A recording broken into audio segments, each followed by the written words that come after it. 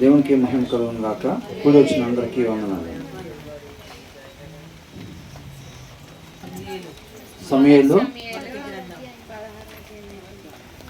సమూయేలు మొదటి గ్రంథం 16, 17 కూడా అయిపోయింది. 18వ అధ్యాయం ధ్యానించుకుంటున్నాం. 17వ అధ్యాయం చివరిలో ఏముంది? గొల్యాతు మీదకి ఇంక వినాలండి అందరూ.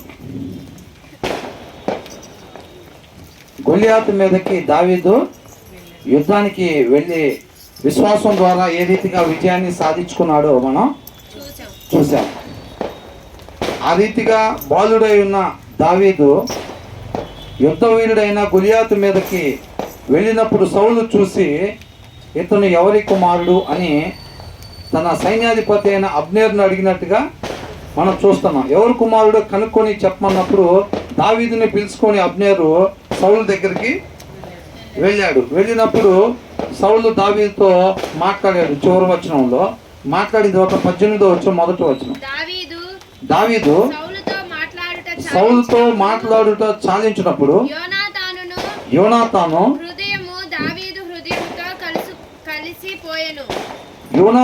హృదయము దావీదు హృదయముతో కలిసిపోయాను. అంటే ఏంటండి? ఏక మనస్సు అన్నమాట. అవునా? ఏక మనస్సు ఎప్పుడైతే? ఇంగ్లీష్ బైబిల్ ఉందా ఎవరి దగ్గరన్నా? As soon as he had finished speaking to Samuel, the soul of Jonathan was kin to the soul of David, and Jonathan loved him as his own soul. ఏంటంట? దావీదు సౌలుతో మాట్లాడుతూ చాలించినప్పుడు యోనాతాను హృదయము దావీదు హృదయముతో కలిసిపోయాను. యోనాతాను దావీదును తనకు ప్రాణ స్నేహితులుగా భావించుకుని అతన్ని ప్రేమించను. వాళ్ళిద్దరూ ఇక్కడ ఇంగ్లీష్ బైబిల్లో NIVలో చాలా చక్కగా ఇచ్చారు.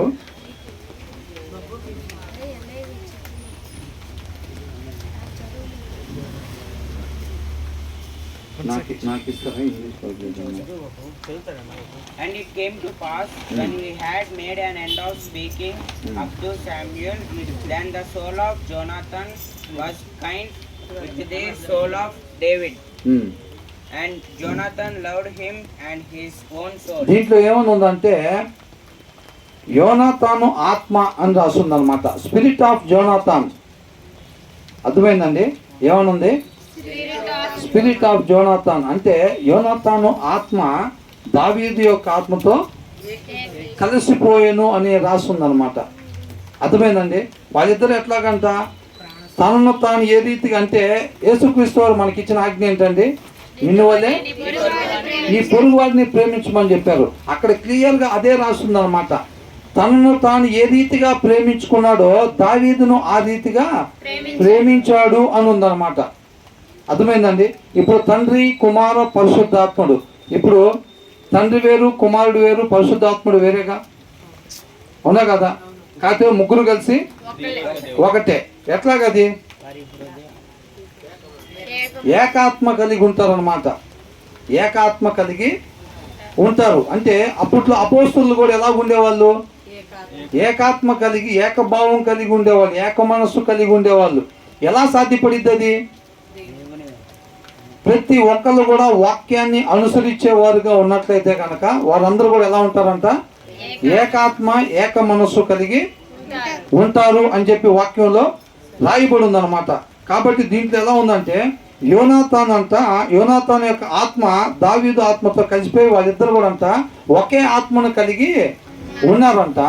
తనను తాను ఏ రీతిగా ప్రేమించుకుంటున్నాడో దావీదును కూడా ఆ రీతిగా ప్రేమించాడు అని చెప్పి రాయబడి ఉందన్నమాట దాంట్లో.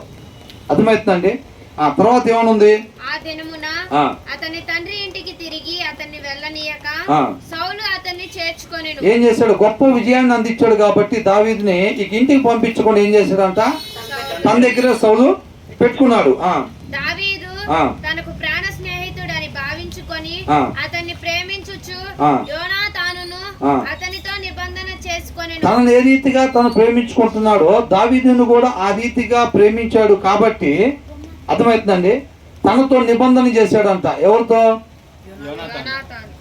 యోనాతాను దావీదుతో నిబంధన చేశాడు. వీళ్ళిద్దరు మధ్యలో దేవుని ప్రేమ ఏ రీతిగా ఉండిద్దో చూడండి. దేవుని నామని మహింపరిచేదిగా ఈ యొక్క సహవాసం ఉండిద్ది అనమాట. ఏమంటున్నాడు? మరియు యోనాతాను తన దుప్పటిని తన కత్తిని తన విల్లును నడికట్టును తీసి దావీదునకు ఇచ్చెను. చోటకెళ్ళను పోయి సుబుద్ధి కలిగి పని చేసుకొని వచ్చెను గనుక సౌలు యోధుల మీద అతన్ని నియమించెను. ఇక్కడ ఏమనుందంటే దావీదు సౌలు తనను పంపిన చోట్లకెళ్ళను అంటే ఎక్కడెక్కడైతే యుద్ధాలు జరుగుతూ ఉంటాయి ఆ ప్రదేశాలు మొత్తానికి దావీదును పంపించాడంట. దావీదు ఎక్కడెక్కడికి వెళ్ళాడో ఆ ప్రదేశంలో మొత్తం కూడా విజయాన్ని సాధించుకొని వస్తూ ఉన్నాడు అనమాట. అర్థమవుతుందండి. ఇక్కడ దీంట్లో సుబుద్ధి కలిగి అని రాస్తుందండి. దావీదు ఎక్కడికి వెళ్ళినా సరే అక్కడ సక్సెస్ అవ్వటం వలన అని రాస్తుంది ఇంగ్లీష్ బైబిల్. తన పంపిన చోటకెళ్ళను పోయి సుబుద్ధి కలిగి పని చేసుకుని వచ్చిన గనుక ఏం చేశాడంటండి? యోధుల మీద అతన్ని లీడర్ లాగా నియమించాడు అన్నమాట. ఎక్కడికి వెళ్ళినా సరే సక్సెస్ గానే వస్తున్నాడు కాబట్టి యోధుల మీద అతన్ని నియమించాడు.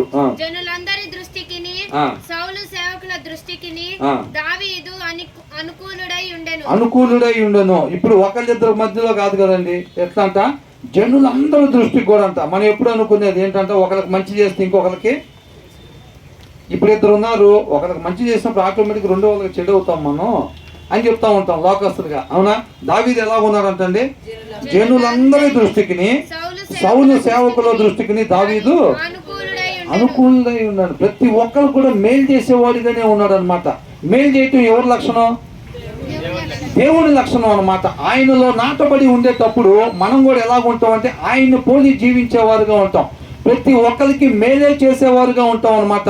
అంటే కుళ్ళు, కుతంత్రాలు, ఈర్ష, కల్మషం, ద్వేషం ఇలాంటి అంటే ఎదుటి వ్యక్తిని ద్వేషించేవారుగా మనం ఉన్నట్లయితే వాక్యానికి విరుద్ధంగా ఉంటాం. దేవుడు ఏమంటున్నాడు?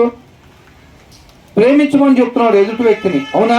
నేను మిమ్మల్ని ఏ రీతిగా ప్రేమిస్తున్నానో మీరు వారిని ఆ రీతిగా ప్రేమించమని చెప్తున్నాడు. మనం ద్వేషిస్తున్నాం అంటే ఏం చేస్తున్నట్టు? దేవుడి మీద తిరుగుబాటు చేస్తున్నట్టుగా. అవునా? తన పొరుగువాన్ని ద్వేషించేవాడు ఎట్లా అంటాడంట? నరహంతకుడు అని రాస్తుంది బైబిల్లో. ఏంటంట? తన సహోదరుని ద్వేషించేవాడు నరహంతకుడు అని ఉంది. అర్థమవుతుందండి. మనం ఆయనలోనే నాటబడి ఉంటే, ఇప్పుడు ఒకవేళ మనం బయట సమాజంలో ఎదుటి వారిని చూస్తే మనం ప్రేమించలేకపోతున్నామా? వాళ్ళని చూస్తే వాళ్ళు ఏదన్నా కొద్దిగా బాగుంటుంటే వాళ్ళని చూస్తే మనం కుళ్ళు కొట్టడం లేకపోతే ఈర్ష కలగటం ఇలాంటివి జరుగుతున్నాయా? అయితే మనం ఆయనలోనే నాటబడి ఉన్నామో ఎక్కడ నాటబడి ఉన్నామో చెక్ చేసుకోవాలండి మనం. అర్థమవుతుందండి. ఇప్పుడు ఆ భూమిలో నాటబడి ఉన్నప్పుడు దాంట్లో ఉన్న సారమే వచ్చిందా లేదా? మనం క్రీస్తులో నాటబడి ఉన్నట్లయితే ఆయన యొక్క గుణలక్షణాలు మనలో రావాలి. మనం ఎదుటి వారికి కేవలం మేలు మాత్రమే చేసేవారిగా మనం ఉండాలి. అలా కాకుండా మనలో వేరొక స్వభావం కనపడతా ఉందంటే మాత్రం మనం సరి చేసుకోవాల్సింది ఉన్నట్టుగా మనం గమనిస్తూ ఉన్నాం. తర్వాత ఏమంటున్నాడు?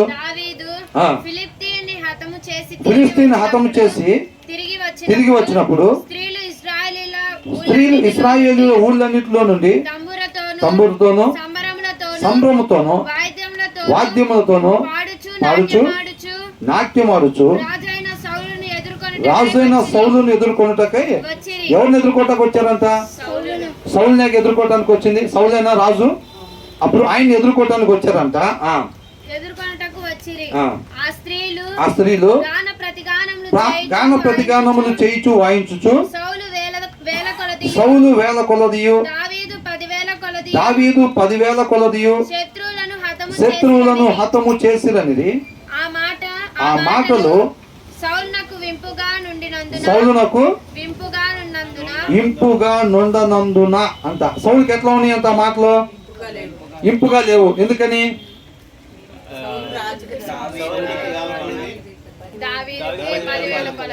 ఒకవేళ సౌలు 10,000 కొలది దావీదు 1,000 కొలదని పాడుంటే వాళ్ళు వినసొంపుగా. ఎందుకని? అక్కడ ఎన్ని హెచ్చిచ్చినట్టుగా ఉండేది, ఈయన మహింపరిచినట్టుగా ఉండేది. అవునా? ఇప్పుడు ఏదైనా దేవుని చిత్తం నెరవేర్చబడాలి, అంతేనా కదా? ఇప్పుడు ఈయనేమంటున్నాడు, వాళ్ళు ఎవరిని ఎదుర్కోవటానికి వచ్చారంట? సౌలునే ఎదుర్కోవటానికి వచ్చారంట. మరి ఈయన కలిగిన బాధ ఏంటి? వాళ్ళు ఏమన్నా వచ్చి దావీదుని ఎదుర్కోవటానికి వస్తే వాళ్ళు అనుకోవచ్చు, సౌలు రాజునే కదా ఎదుర్కోవటానికి వచ్చింది, అంతేనా? మరి ఇప్పుడు ఇక్కడ వాస్తవానికి వెనకాల 17వ అధ్యాయం చూడండి ఒకసారి.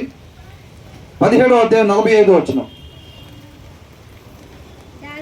దావీదు గొలియాతుతో ఇట్లా అంటున్నాడు, నీవు కత్తియు ఈటయు బల్యమును ధరించుకొని నా మీదకి వచ్చుచున్నావు. అయితే నీవు తిరస్కరించిన ఇశ్రాయేలీయుల సైన్యములకు అధిపతి యెహోవా పేరట నేను నీ మీదకి వచ్చుచున్నాను. ఈ దినమున యెహోవా నిన్ను నా చేతికి అప్పగించును. నేను నిన్ను చంపి నీ తల తెగవేతును. ఇశ్రాయేలీయులలో దేవుడు ఉన్నాడని లోక నివాసులందరూ తెలుసుకొనున్నట్లు నేను ఈ దినమున ఫిలిష్తీయుల యొక్క కళేబరములను ఆకాశ పక్షులకును భూమృగములకు ఇత్తును. అప్పుడు యెహోవా కత్తి చేతను ఈట చేతను రక్షించువాడు కాడని ఈ దండు వారందరూ తెలుసుకుందరు. ఎవరిదంట యుద్ధం? మరి మహిమ ఎవరికి కలగాలి? మరి ఈయనేమంటున్నాడు, 10,000 కొలదాన్ని ఎవరికి పాడాలంట? మహిమ ఎవరికి కలగాలంటున్నాడు? దేవునికి కలగాలి మహిమ, అవునా? మరి ఇప్పుడు 10,000 కొలది చంపిన దావీదు ఎలాగున్నాడు? కాముగా, నేను ఒక దాసుని, నా రాజు ఉన్నాడు, యజమానుడు, గణపరచబడాల్సిన వాడు ఉన్నాడు, కాబట్టి ఆయన నామ ఘనత కొడుకు. ఏమంటున్నాడు? ఎవరు కుమారుడు అని అంటే లాస్ట్లో ఏమంటున్నాడు చూడండి, అదే అధ్యాయం చూడవచనంలో.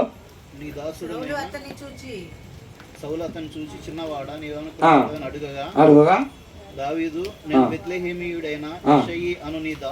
నీ దాసుని కుమారుడనని 10,000 కొలది జనాన్ని చంపేసి వచ్చిన తర్వాత దావీదు పలుకుతున్న మాట అన్నమాట. తన రాజును కనపరిచాడా లేదా? ఇప్పుడు ఏనేమంటున్నాడు? దేవుడికి రావాల్సిన మహిమ, యుద్ధం ఎవరిదంట? యుద్ధం యెహోవాదైనప్పుడు మహిమ ఎవరికి రావాలి? దేవుడికే కలగాలి, అవునా? ఏనేమంటున్నాడు? ముందు అధ్యాయంలో మనం చూస్తే ఈయన లోక సంబంధంగా ఉన్నట్టుగా మనం చూస్తా ఉన్నాం. ఈయన లోపల కొన్ని మాటలు అనుకుంటున్నట్టుగా, ఈ లోకస్తులుగా ఉండేవాళ్ళు, దేవునిలో నాటబడి లేకుండా ఉండేవాళ్ళు లోపల ఒకటి ఆలోచన కలిగి బయటికి కొన్ని క్రియలు చేస్తూ ఉంటారు, ఎదుటి వ్యక్తుల్ని డీల్ చేస్తూ ఉంటాడు అనమాట. అది స్పష్టంగా మనకి ఈ అధ్యాయంలో కనపడుతూ ఉంటుంది. సౌలు లోపల ఒక ఆలోచన కలిగి ఉంటాడు, బయటకు మాత్రం దావీదుతో ఒక రకంగా డీల్ చేస్తూ ఉంటాడు అనమాట. అర్థమవుతుందండి? ఏమంటున్నాడు? తనకి 10,000 కొలది నేను చంపినట్టుగా వాళ్ళు పాడితే ఆయనకంట ఇనసొంపుగా ఉండేదంట. యుద్ధం యెహోవా చేసినప్పుడు ఈయనకెందుకు మహిమ కలగాలి అసలు, అవునా? ఆయన మహిమని ఈయన దొంగిలించడానికి ప్రయత్నం చేసినప్పుడు ఈయనకు విరోధంగా ఎవరు ఉంటారు? దేవుడే ఉంటాడు, అవునా కదా? ఆ తర్వాత ఏమంటున్నాడు? అతడు బహుకోపము తెచ్చుకొని వారు దావీదునకు 10,000 కొలదియు అనియు నాకు 1,000 కొలదియు అని స్తుతులు పాడిరే. రాజ్యము తప్ప మరి ఏమియు అతడు తీసుకొనగలడు అనుకొనెను. అనుకున్నారంట లోపల, అవునా? లోపల ఏమనుకున్నారంట? రాజ్యం తప్ప ఆయన అంటే కొంతమంది ఇట్లా ఆలోచించుకుంటారు. ఇప్పుడు మనం ఆయనకు ఫోన్ చేసి ఇట్లా చేద్దామా, ఆయన ఫోన్ చేసి ఇట్లా అయింది, తర్వాత ఇట్లా అయింది, దానివల్ల మనకు కలిగే లాభం ఏంటి, దానివల్ల మనకి ఈ రకంగా ఉపయోగం ఉంటుంది, ఓకే అయితే చేద్దామని చెప్పి ఫోన్ చేసి మాట్లాడుతూ ఉంటాం. లోపల ఆల్రెడీ ఒక ప్రణాళిక, ఒక ప్లాన్ పెట్టుకుంటాం. మనం ప్లాన్ పెట్టుకొని ఎక్కువ శాతం ఈ రోజుల్లో జనాభా అట్లాగే ఉన్నారు. లోపల ఒక ఆలోచన ఉండిద్ది అనమాట, వాళ్ళకి ప్రయోజనకరమైన ఆలోచన ఒకటి చేసుకొని దాని నిమిత్తం ఎదుటి వాళ్ళతో ప్రేమగా మాట్లాడినట్టుగా నటిస్తూ ఉంటారు అన్నమాట. ఇప్పుడు ఏమనుకుంటున్నాడు అంటేనా, రాజ్యం తప్ప మరి ఏమి అతడు తీసుకొనగలడు అని అనుకున్నాడంట. ఈయనకు రాజ్యం ఎవరు ఇచ్చారు? అవునా? ఆయన కృపను బట్టి ఈయనకు రాజ్యం వచ్చింది, అంతే కదా? రాజ్యం వచ్చినప్పుడు ఆయన ఎంతకాలం ఉంచితే అంతకాలం నేను ఉండాలని ఆశపడాలి ఆయన, అంతేనా కదా?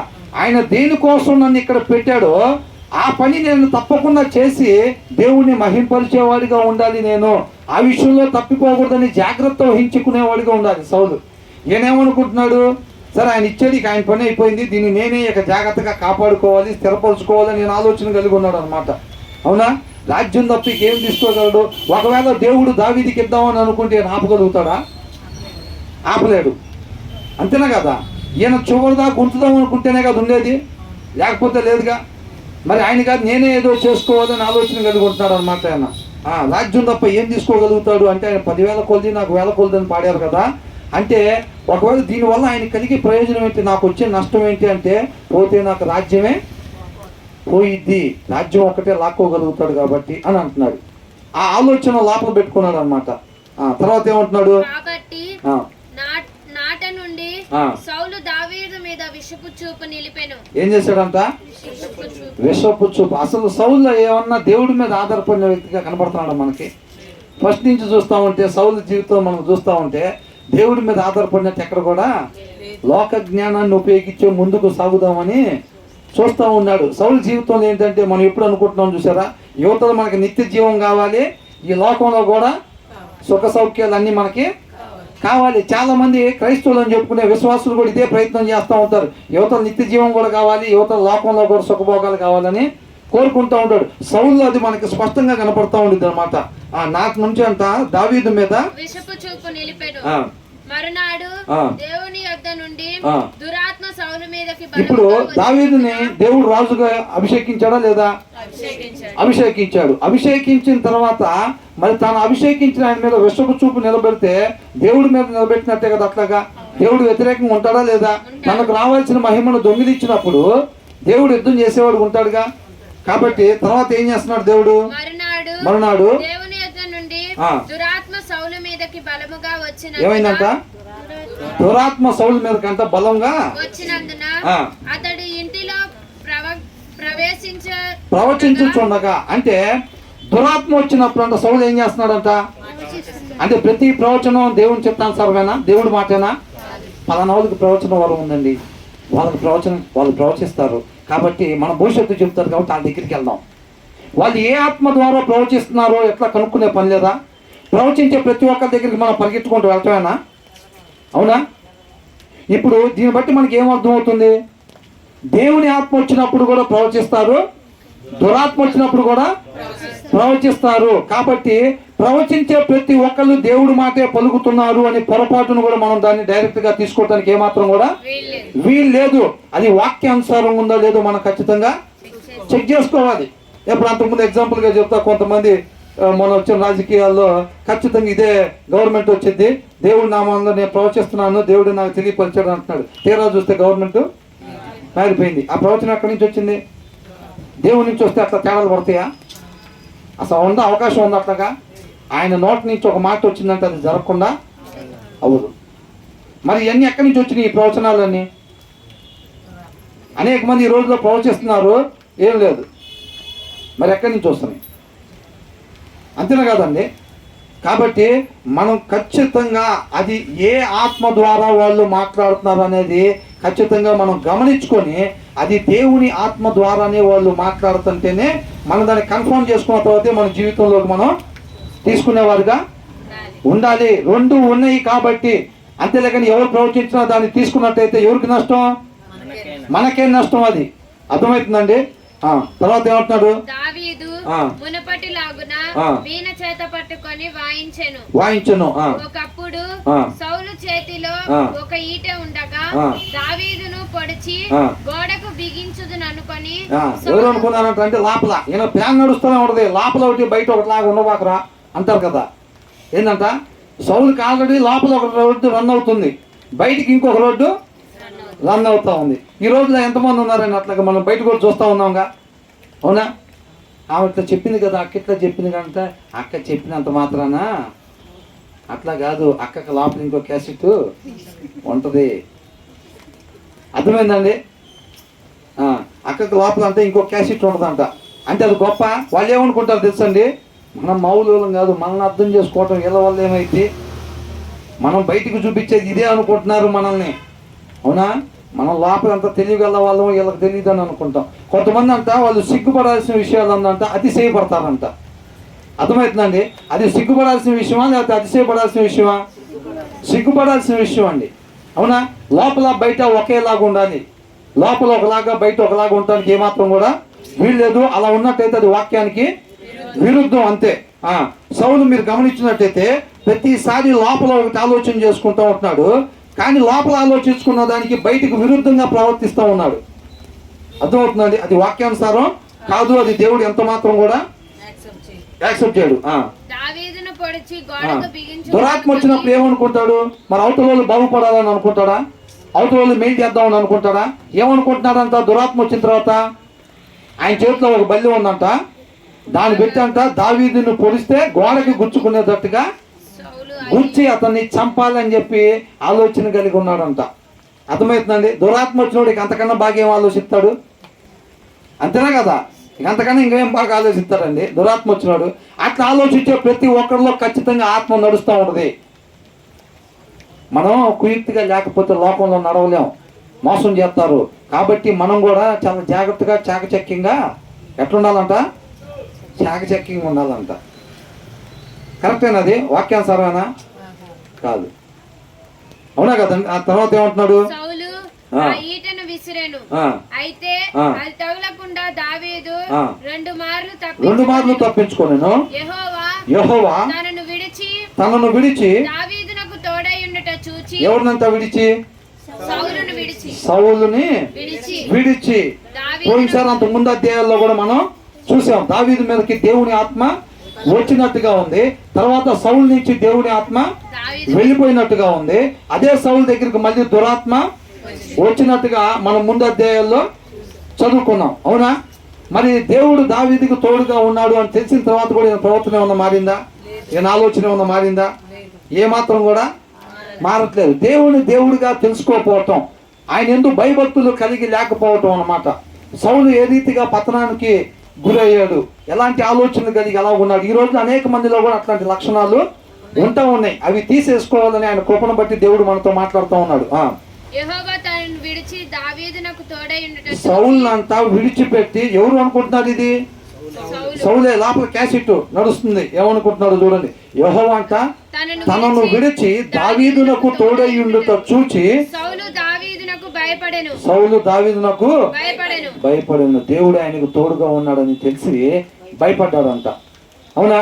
ఆ తర్వాత ఏమంటున్నాడు? కాబట్టి సౌలు అతన్ని తన యొద్ద నుండనీయక సహస్రాధిపతిగా చేసెను. దేవుడు దావీదుకు తోడుగా ఉండటం చూసి సౌలు ఏమయ్యాడంట?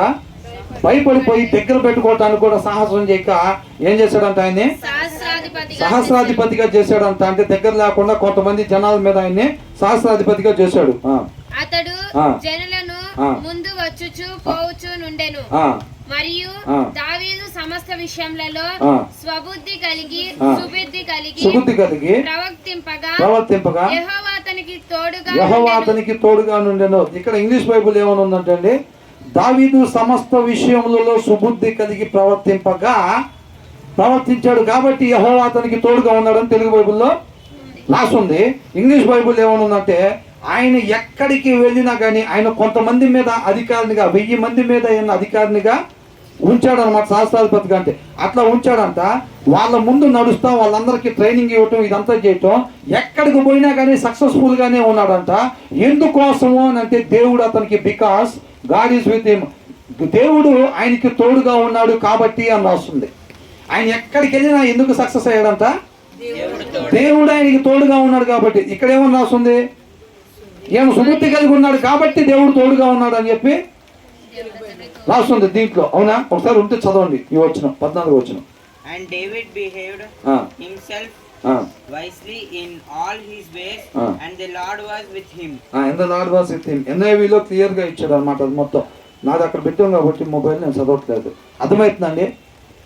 దేవుడు అతనికి తోడుగా ఉండటం వల్ల ఎక్కడికి వెళ్ళినా సరే జయాన్ని పొందుకున్నాడు అని చెప్పి రాస్తుంది. తర్వాత ఏముందండి? దావీదు మిగుల సుబుద్ధి గలవాడై ప్రవర్తించుట సౌలు చూచి మరి అధికముగా అతనికి భయపడెను. ఇంకా ఎక్కడికి వెళ్ళినా కానీ సక్సెస్ఫుల్ గా తను ఉండటం వల్ల, దేవుడు ఆయనకి బలంగా తోడుగా ఉండటం వల్ల సౌలు భయపడుతున్నాడు. ఇశ్రాయేలుల వారితోను యూదా వారితోను దావీదు జనులకు ముందు వచ్చుచు పోవచ్చు నుండుట చేత వారు అతన్ని ప్రేమింపగా. ఇప్పుడు వాళ్ళందరి మీద అధిపతిగా పెట్టాడు కదా, వాళ్ళందరూ ముందు వెళ్ళటం, వాళ్ళందరూ గైడెన్స్ ఇవ్వటం, వాళ్ళందరూ నడిపించటం, వాళ్ళందరూ కూడా దావీదుని చాలా ఇష్టపడేవాడిగా ఉన్నాడు అనమాట దావీదు. సౌలు నా చెయ్యి వాని మీద పడకూడదు, ఫిలిష్తీయుల చెయ్యి. ఏమనుకుంటున్నాడంట లోపల? మళ్ళీ రన్ అవుతుంది, అవునా? ఏమన్నాడు?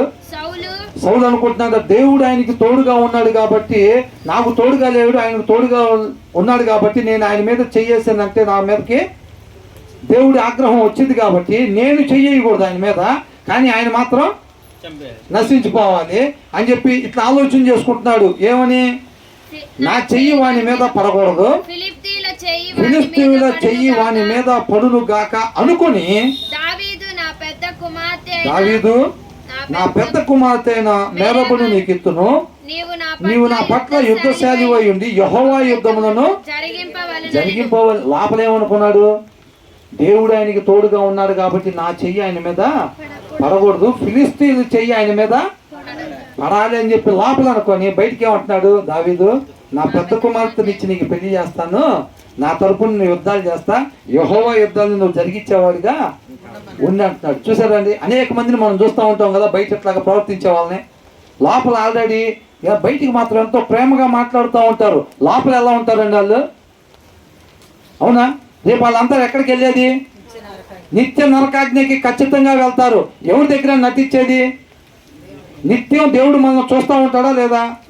చూస్తూ ఉంటాడు. ఆయన అంతరంగాన్ని ఎరిగేవాడు, హృదయాన్ని ఎరిగినవాడు అనమాట. కాబట్టి అంతరంగంలో సత్యం కోరుకుంటూ ఉన్నాడు కాబట్టి మన లోపల ఏమైతే అనుకుంటున్నామో, ఎలాంటి ఆలోచనలు కలిగి ఉన్నామో దేవుడు దాన్నే పరిగణలోకి తీసుకుంటాడు. ఆ తర్వాత అందుకు దావీదు రాజునకు అల్లుడు నగుటకు నేనెంతటి వాడును, నా స్థితి అయినను ఇశ్రాయేలీయులలో నా తండ్రి కుటుంబమైనను ఏ పాటివని సౌలుతో అనెను. ఈయనకు 1000 మంది అని పాడినందుకు ఈయనకి ఎంత పొడుస్తు వచ్చిందండి?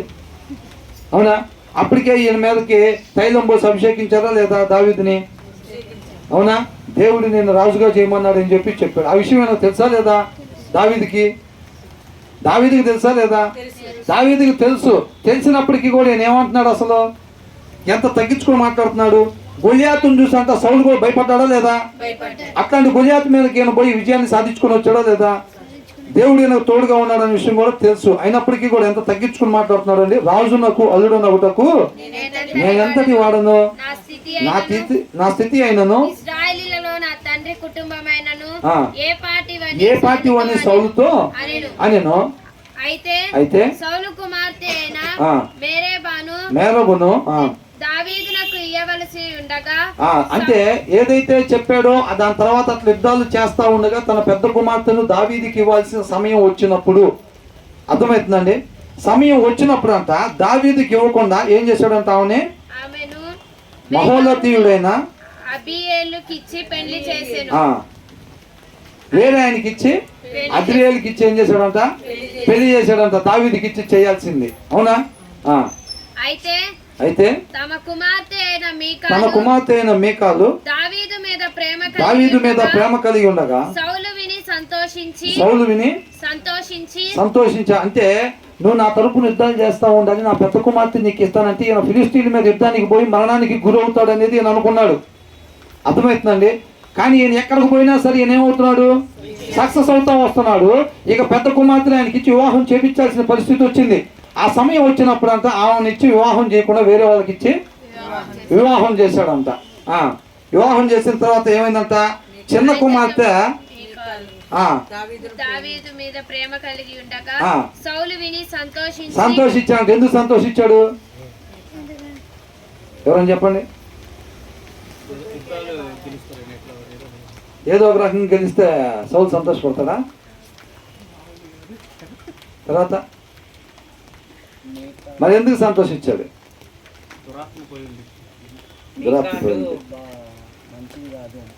మేకాలు మంచిది కాదు అంటున్నాను. మరి బైబిల్ ఎక్కడ రాసలేదటగా. అయితే ఇప్పుడు ఇక్కడ జరిగింది ఏంటంటే పెద్ద కుమార్తె విషయంలో దావీదు తప్పించుకున్నాడు మరణానికి గురవ్వకుండా. అవునా? నేను తరపున యుద్ధాలు చేస్తూ ఉండాలంటే యెహోవా యుద్ధాలను జరిగిస్తూ ఉండాలి, నా పెద్ద కుమార్తె నీకు ఇచ్చి వివాహం చేస్తాను అన్నప్పుడు ఆయన ఎక్కడికి పోయినా సక్సెస్ అవుతూ వచ్చాడు తప్ప ఎక్కడ చనిపోలేదు ఆయన.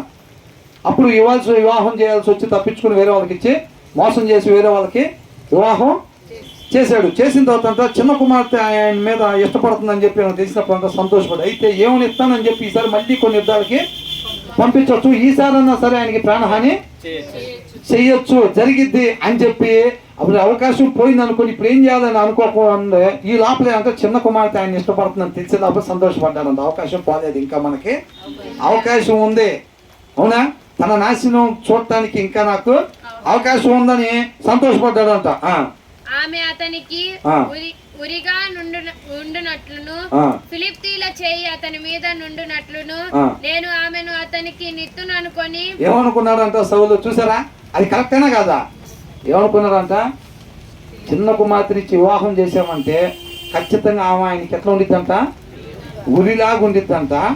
ఇప్పుడు ఈ దేశపు రాజు ఆ దేశపు రాజు మీద యుద్ధం చేసేటప్పుడు ఆయనకు అల్లుడు అంటే ఏం వదిలిపెడతారు? అసలు వదిలిపెట్టరు. కాబట్టి ఫిలిస్తీన్లు చేయి ఖచ్చితంగా ఈయన మీద. ఇప్పుడు దాకా ఒక ఎత్తు అయితే దావీదు నా కల్లుడు అయిన తర్వాత ఈయన ఏడు దొరుకుతాడు చంపేస్తారు ఈయన. అవునా కదా? ఖచ్చితంగా ఫిలిస్తీన్లు చేయి ఈయన మీద పడిద్దని లోపల అనుకున్నాడంట. అసలు చూడండి ఎంత భయంకరంగా ఉన్నాడండి. ఏమన్నా నేర్చుకోవటానికి ఉందా సౌలు దగ్గర? ఉందా లేదా? ఖచ్చితంగా ఉంది. ఉందా లేదా? మనం అలా ఉండకూడదని నేర్చుకోవాలా లేదా? ఖచ్చితంగా నేర్చుకోవాలి. అర్థమవుతుందా? మంచి అనేది నేర్చుకోవటానికి ఏమి కనపడట్లేదు. ఈ రోజు అనేక మంది కూడా బయట అట్లా ఉంటా ఉన్నారండి. చూసారా, వీళ్ళందరూ బయట ఏమనుకుంటారు తెలుసా? మనం మౌలులం కాదు, మనం వేసిన ప్లాన్ వాళ్ళకి తెలియదు, మనం చక్కగా ప్రేమగా పలకరించి ఎట్లా అట్లా అంటే మేలు చేస్తామని వాళ్ళు అనుకున్నట్టున్నారు మనల్ని. మన తెలివితేటలు వాళ్ళు మనల్ని అర్థం చేసుకుంటారు, వాళ్ళ వల్ల ఇద్దా అని అనుకుంటాం మనం బయట. అదేదో పెద్ద గొప్పలాగా ఫీల్ అయిపోతాం. మరి దేవుడు సౌలుని అట్లాగే స్వీకరిస్తున్నాడా గొప్పగా? అంటే అది వాక్యానికి విరుద్ధం. అది ఆ తర్వాత ఇప్పుడు నీవు మరి ఒక దాని చేత నాకు అల్లుడవగుదువని దావీదుతో చెప్పి. ఎట్లా అంటున్నారంట? దావీదు నా పెద్ద కుమార్తె నీకు ఇచ్చి వివాహం చేస్తా అన్నాడా లేదా? పైన వచ్చిన వాళ్ళు అసలు పిలుపు చూసారా? దావీదు అని పిలుస్తున్నాడంట. నయోమి కానీ కోడల్ని ఏమనిపిస్తుందంట? నా కుమారి అన్నట్టుగా. నాకైతే ఇది చదువుతుంది అదే అనిపడుతుంది. అప్పుడు పైకి ఎట్లా ఉన్నాడంట దావీదు? ఏమని చెప్పాడంట? మరి యొక్క దాని చేత నువ్వేం దిగుపడబాకలే, ఇంకొక అమ్మాయి ఉంది కదా, అమ్మాయిని ఇచ్చి నీకు వివాహం చేస్తానని భుజం మీద చేసి మాట్లాడుంటాడేమో బహుశా. దగ్గర తీసుకు అంటే నమ్మటానికి, మనం ఏదో లేనిది కలిపేమని భుజం మీద చేయటానికని కాదు, అలా ప్రేమ వలకపోస్తున్నాడు పైకి. లోపల ఏం ఆలోచన కలిగి ఉన్నాడంట? నా కుమార్తె ఉరిగా తయారైతే ఈయనకి ఫిలిస్తీన్లు ఖచ్చితంగా ఎన్ని లేపేసేస్తారని చెప్పి అనుకొని సంతోషపడి. ఎప్పుడైతే చిన్న కుమార్తె అంట వేరే వాళ్ళని లవ్ చేస్తుందంటే అసలు ఎవరైనా బాధపడతారా? తండ్రిగా లేకపోతే సంతోషపడతారా? ఈయనంతా సంతోషపడ్డాడంటే ఈయన. అర్థమవుతుందా? అసలు మనిషిని ఏ స్థాయికి తీసుకుపోతుందో చూడండి. కుమార్తెను కూడా ఇచ్చే అవసరం వివాహం చేసిన పగ తీర్చుకునే పరిస్థితిలోకి మనిషి వెళ్ళిపోయాడు. ఆ తర్వాత తన సేవకులను పిలిపించి మీరు దావీదుతో రహస్యంగా మాట్లాడాలంట. ఇట్లాగని రాజు నీ యందు ఇష్టము కలిగి కొద్దిగా ఉన్నాడు. స్పీడ్ గా చదివేసేయండి, వాతావరణం అనుకూలం లేదు కాబట్టి 5 నిమిషాలు ముగిద్దాం. అతని సేవకులందరూ నీ ఎడల స్నేహముగా ఉన్నారు కాబట్టి నీవు రాజునకు అల్లుడవు కావాలని చెప్పవాలని ఆజ్ఞ ఇచ్చాను. చూసారా, రహస్యంగా చేస్తున్నాడు ఇవన్నీ. అర్థమవుతుందండి. కొంతమంది మనుషులు పిలిచి మీరు చెప్పండి నాకు చెప్పండి దావీదుతో అని చెప్పి ఎట్టి పరిస్థితుల్లో తనని పతనం చేయాలని ఉద్దేశం లోపల బలంగా పెట్టుకొని ఉన్నాడు. అర్థమవుతుందండి. బయటికి మాత్రం మొత్తం నటిస్తున్నాడు చక్కగా. ఇట్లాంటి దుష్ట ఆలోచనలు కలిగిన వాళ్ళ వల్ల మంచి వాళ్ళకి ఎంత ఇబ్బంది ఉంటుందండి అసలు.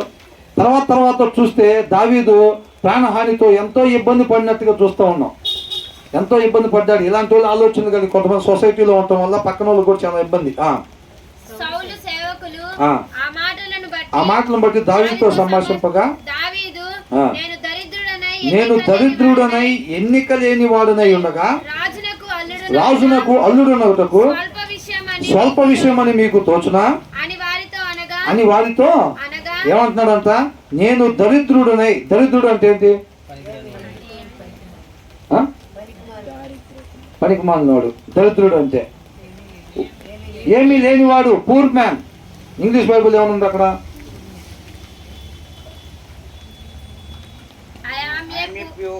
Poor man. అవునా? పూర్ మ్యాన్ అంటే పేదవాడు. ఓల్డ్ టెస్టిమెంట్ లో దరిద్రుడు అని వచ్చింది అని అంటే పేదవాడు అని అర్థం. అర్థమవుతుందండి. ఏమంటున్నాడు? నేను దరిద్రుడునై ఎన్నిక లేని వాడనై అని అంటే పెద్దగా గుర్తింపు కూడా లేదనమాట. ఎన్నిక లేని వాడనై అంటే సౌలు దగ్గర ఉన్న సైన్యంలో ఒకటిగానే గుర్తింపు ఉందో తప్ప సౌలుకున్న గుర్తింపు ఉంటుందా? ఉండదు. ఇప్పుడు ఒక రాజుకి అల్లుడిని చేసుకోవాలంటే వాళ్ళు ఇంకొక రాజు కుమారుడినో లేకపోతే ఇట్లాంటి వాళ్ళనో కుమార్తెనో చేసుకుంటా ఉంటారనమాట. మరి అట్లాంటిది ఎన్నిక లేని వాడిగా దరిద్రుడినై ఎన్నిక లేని వాడినై ఉండగా రాజునకు అల్లుడినవుటకు స్వల్ప విషయం అని మీకు వచ్చునా అని వారితో అనగా ఆ. సౌలు సేవకులు ఆ. దావీదు పలికిన మాటలు ఆ. అతనికి సౌలుతో తెలియజేసి చెప్పేది ఈ మాటలు పోయి అందుకు సౌలు ఆ. ఫిలిష్తీయుల చేత దావీదును ఆ. పడగొట్టవలనన్న తాత్పర్యం గలవాడే ఏం ఆలోచన చేసుకుంటారు అంత లోపల ఎట్టి పరిస్థితుల్లో ఫిలిస్తీన్ చేత విని పడగొట్ట వింటలేదుగా దావీదు వింటలేదుగా మరి ఏంటంట ఏమన్నాడంట ఎట్టి పరిస్థితుల్లో ఫిలిష్తీయుల చేత దావీదును వినాలండి జాగ్రత్తగా ఏంటంట ఫిలిస్తీన్ల చేత దావీదును పడగొట్టవలనన్న తాత్పర్యము గల లోపల ఆలోచన అది. ఎట్టి పరిస్థితుల్లో పడగొట్టాలి, ఫిలిస్తీన్లకు అప్పగిచ్చి చచ్చిపోయేటట్టుగా దావీదు చెయ్యాలని ఆలోచన కలిగి బలంగా పైకి ఏమంటున్నాడు, రాజు ఓలిని కోరక రాజు శత్రువుల మీద పగ తీర్చుకోవాలని ఫిలిస్తీన్ల 100 ముందోళ్ళు కోరుచున్నాడని దావీదుతో చెప్పుడా. నేను దావీదు ఇవన్నీ ఏం చూసుకోవట్లేదు, సౌలు ఇవన్నీ ఏం చూసుకోవట్లేదు, ఫిలిస్తీన్ 100 ముందోళ్ళు తీసుకొస్తాను, శత్రువుల మీద పగ తీర్చుకోవాలన్నది ఒక్కటే చూసుకుంటున్నాడు. నువ్వు పోయి కానీ ఇట్లా చేసేవనంటే మాత్రం తన కుమార్తెనిచ్చి నీకు వివాహం చేస్తాడు, అంతే తప్ప తనకు తగినోడా లేదా ఇవన్నీ ఏమీ చూడట్లేదని వెళ్ళి చెప్పండి అని చెప్పాడు.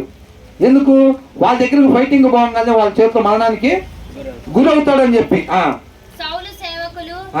దావీదు పైన వచ్చిన వాళ్ళు ఏం చూసాం, దేవుడు దావీదికి తనను విడిచిపెట్టి దావీదికి దేవుడు తోడుగా ఉన్నాడు అని ఎరిగి భయపడ్డాడని రాస్తుందా లేదా? ఆయన ఉన్న మంచితనాన్ని బట్టి మొత్తాన్ని ఎక్కడికి పోయినా సక్సెస్ అవుతాను బట్టి చూసి ఇంకా భయపడ్డాడని ఉందా లేదా? మరి దేవుని చేత ఎన్నుకోబడ్డవాడిని అభిషేకించబడిన వాడు దృష్టి ఏం కోరుకుంటున్నాడు అసలు? ఎట్టి పరిస్థితుల్లో బతకటానికి వీల్లేదని శత విధాల ప్రయత్నం చేస్తున్నట్టు మనకి కనపడతా ఉందండి. తెలియజేయగా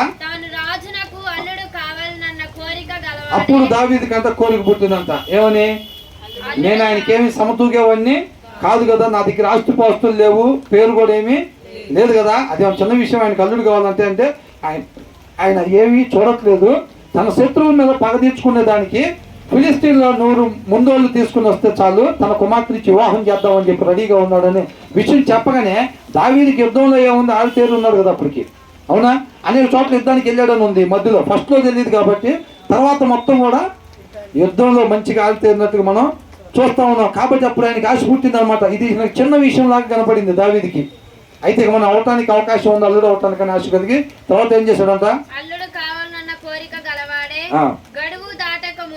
అంటే ఈ టైం లోపల ఇస్తే చిన్న కుమార్తె ఇచ్చి వివాహం చేస్తానని అంటున్నాడు కదా, ఆ గడువు దాటక మునిపే అంట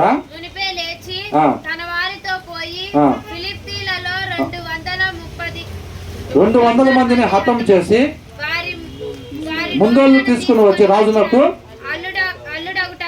కావలసిన లెక్క పూర్తి చేసి అప్పగింపగా సౌలు తన కుమార్తె అయిన మీకాలును అతనికి ఇచ్చి పెళ్లి చేసాను. అర్థమవుతుందండి? ఏమన్నాడు, 100 మంది దగ్గర నుంచి తీసుకున్నామంటే ఎంతమంది దగ్గర తెచ్చాడు, 200 మంది దగ్గర నుంచి తీసుకుని వచ్చాడు. ఇక తప్పలేదు ఇంకెట్టి పరిస్థితుల్లో. అర్థమవుతుందండి?